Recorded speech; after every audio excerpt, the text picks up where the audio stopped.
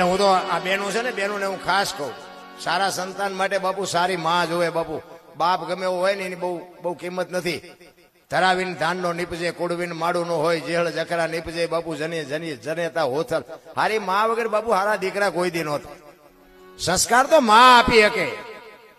માના કોઠામાંથી, માના ધાવણમાંથી જ બાપુ માને ખુમારી હોવી જોઈએ કે મારે દીકરો હોય કે દીકરી હોય, મારું સંતાન આપને ટેકો દે એવું થાય. માય કાંગળું કોઈ દી ન થાય, અને ખુમારી માને જોઈ.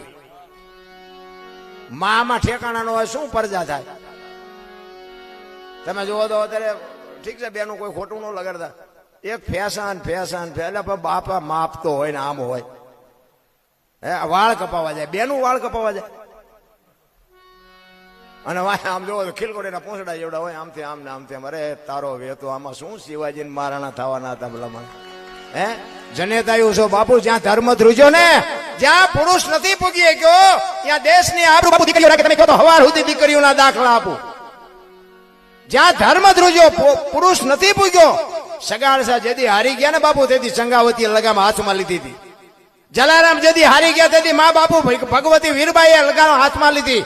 હરિશ્ચંદ્ર રાજા, અયોધ્યાનો મહારાજા, કાશીની બજારમાં બાપુ બૈરાને એમ કહેતો કે લેવું છે કોઈને બૈરું, લેવું છે. અયોધ્યાની મહારાણીની હરરાજી કરી તોય બાપુ એ મહારાણી બોલી નહોતી. વિચાર કરજો શું દીકરીઓની શક્તિ હોઈ શકે.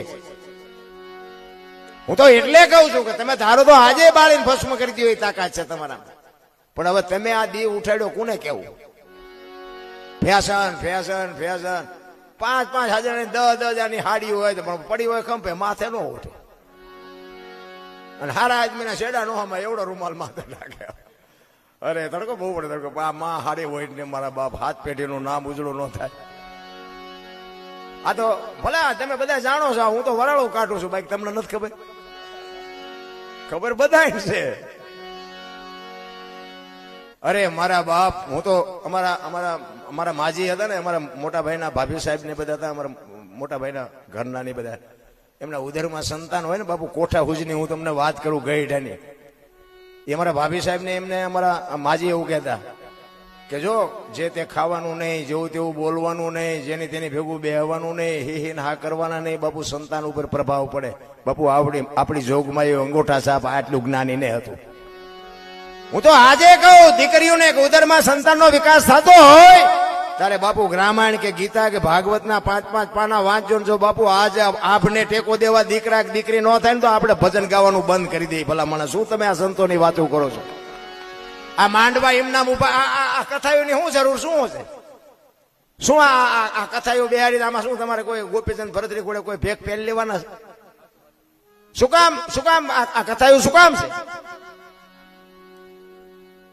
ભાઈ ભાઈની તિરાડ ન મટે, હાહુ વહુની તિરાડ ન મટે, બાપ દીકરાની તિરાડ ન મટે, તો પછી આ કથાઓનો અર્થ એ શું હતો મારા રામ? ને કે આ કથાઓ કરો એમાં ફાયદો કોને? આ વક્તાને, મંડપ વાળાને, સાઉન્ડ વાળાને, કલાકારને, સાજીદાને, તમારા તો ખિસ્સા ખાલી થાય. પણ કથા થયા પછી બાપુ જો આપણા જીવનમાં કઈ કથા ઉતરે તો જ કથાનો મતલબ છે, બાકી કોઈ મતલબ નથી. નારાયણ જીવન મળ્યું છે ને, આનંદ કરી લેવાની વાત છે, બાકી તો બધાને મરવાનું છે. રામ ને કૃષ્ણ જેવાના દુનિયા છોડવી પડે, આપણે છોડવી પડે, એમાં કઈ બહુ મોટી વાત નથી. એટલા માટે મહાપુરુષો એક વાણી કરી અને પછી મારી વાણીને વિરામ આપું. કારણ કે હજી ગાયકો ઘણા બધા છે અને અમે તો 1 તારીખના, આજ કઈ તારીખ છે એ ખબર નથી. બોલો મેમરીમાં ઈ નથી રહેતું. 1 તારીખથી આમ નામ ચાલુ છે. અત્યારે મેં 3 દિવસથી તો ઘરેથી નીકળ્યા છે. રેઠિયા ઢોર જેવી જિંદગી છે, તમને જે લાગતું હોય. અમારા બાપુ અત્યારે મારી અરે બાપુ જ છે, ગાડી એમની છે, એમની ગાડી લઈને આવ્યા છે. હું ભજન ગાતો હોય ને ત્યારે ઈ કૂતરા ઘોડે ઈ ગાડીમાં પડ્યા હોય અને ઈ હાંકતા હોય ત્યારે હું કૂતરા ઘોડે પડ્યો હોય. એમના માયલું જશે અમારું આ 4-5 દિન. તમને બધાને એમ છે કે આવડા તો કમાઈ ગયા પણ આ દુનિયા છે ને ભાઈ.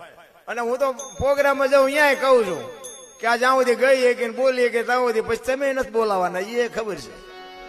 હવે આ દરબાર જ્યાં ગઈ કે બીજાને કહો આ દુનિયા. એટલે આ તો અમે અમારી મોજ લૂંટીને વ્યા જાય બાપુ. અમે કોઈને નથી કહેતા તો ગંગા હાલી જાય, પીવો નો પીવો તમારી મોજ, બાકી બાપુ આનંદ કરી લેવાય, બાકી વાતમાં કાંઈ છે નહીં.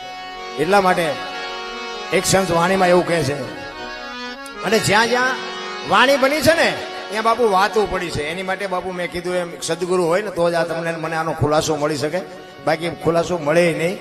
સંતની વાતું જેને જેને ભજન બનાવ્યા ને આ બધું પરફેક્ટ અનુભવ કરી અને ક્યાં શું પડ્યું છે એનું પરફેક્ટ કરીને તમને મને આપ્યું છે. અને આ ભજનના બાપુ જો રસ્તે આપણે હાલી અને ભજન શું કહેવા માંગે છે જીવનમાં જો કંઈક ઉતરી જાય ને તો મેળ પડી જાય એવું છે. ભલે આપણે એવું નથી કહેતા કે ભગવાન અને ભગવાનનું કામ એ શું છે ભલામણ. અત્યારે આ જીવે એવો ટાઈમ એવો વાહન મકાન રૂપિયા લોટા હવામાં ઉડે વગર દોડે વાતું થાય હિલોળા કરે એવું નથી. આમાં શું જોવે છે આપણે ભગવાન? બસ એ આજ પર ધ્યાન રાખતો રહે લવા ભાઈ વાહ, બીજું શું જોવે છે? શું ઘટે છે તારે કઈ? આ માથે જળો મળો થાય આપણા ગઢા એડિયા દીવા કરી કરીને મરી ગયા ભલામણ, હિલોળા કરે એવું છે. એટલા માટે એક વાણીમાં એક સંત એવું કહે છે